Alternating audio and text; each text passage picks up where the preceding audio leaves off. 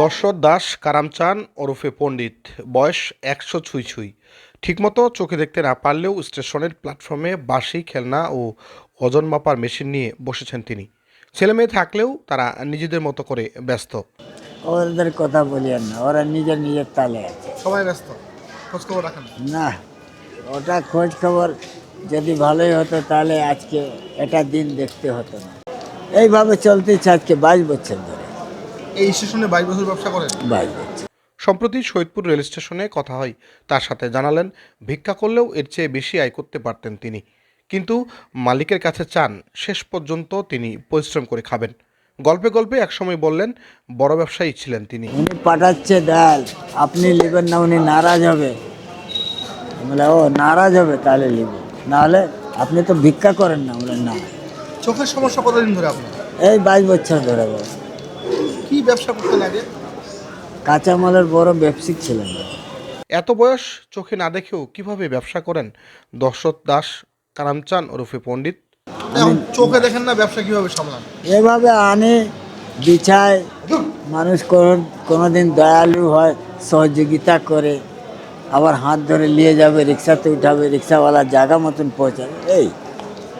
এইভাবে চলতেছে আজকে 22 বছর ধরে। মনের কোনো ইচ্ছা আছে কিনা যা এই বয়সেও পূরণ হয়নি? জানতে চাইলে বলেন জীবনের সব আশা পূরণ হয়েছে তার। জীবনে কোনো স্বপ্ন আছে যে পূরণ হয়নি অথবা বাকি আছে আধুরা? না, আধুরা স্বপ্ন বলি না? ওগুলো আশা করি।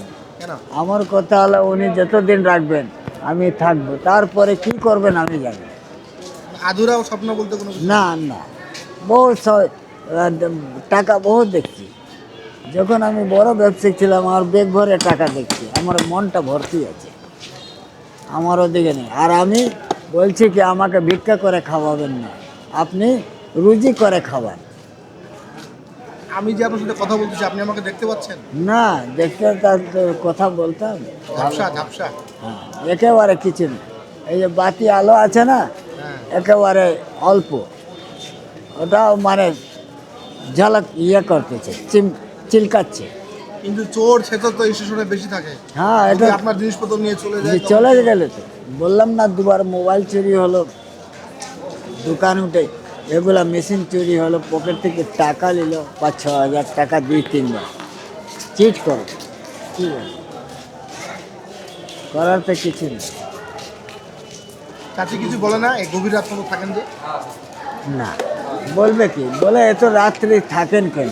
আমি বলে কি গাড়ি আসতে দেরি হলো, যেরকম আজকে একটু লেটে যাচ্ছে, তো ওরকম হয়, ঘন্টা 1 ঘন্টা আধ ঘন্টা হয়।